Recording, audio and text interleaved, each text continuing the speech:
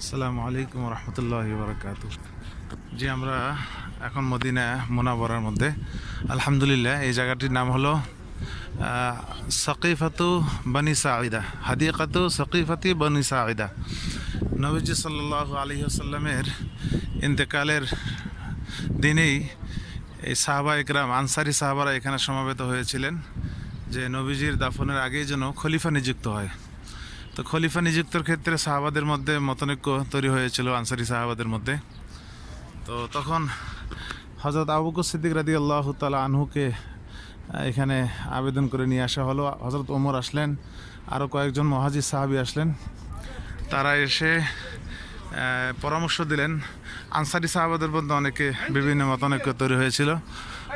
কিছু সাহাবী বলছিলেন যে খলিফা হবে আনসারিদের থেকে একজন, আর মুহাজিরদের থেকে একজন, দুইজন খলিফা হবে। আর কেউ বলেছিলেন না, আনসারিদের থেকে খলিফা হোক, কেননা মদিনার পরিবেশ শুধু আনসারিরা বুঝবে। তো এরকম মতানৈক্য তৈরি হয়েছিল। কাজ চলতেছে, আমরা দেখতে পাচ্ছি ভিতরে কাজ হচ্ছে।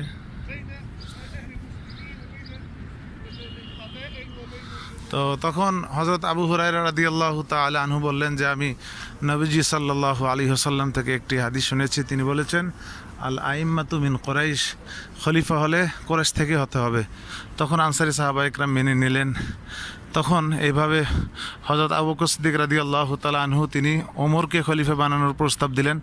যুক্তি তিনি দাঁড় করলেন যে নবী সাল্লাল্লাহু আলাইহি ওয়াসাল্লাম বলেছেন লাউকানা নবিয়্যাম বাদি লাকানা ওমর, যে আমার পরে যদি নবী হয় তাহলে ওমরই হবে, বিদায় ওমরকে খলিফা বানানো হোক।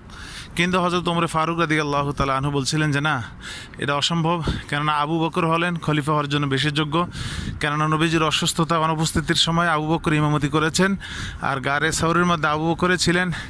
আবু বকরের কথা কোরআনে স্বয়ং উল্লেখ রয়েছে, আবু বকরের ব্যাপারটা আলোচনায় আছে।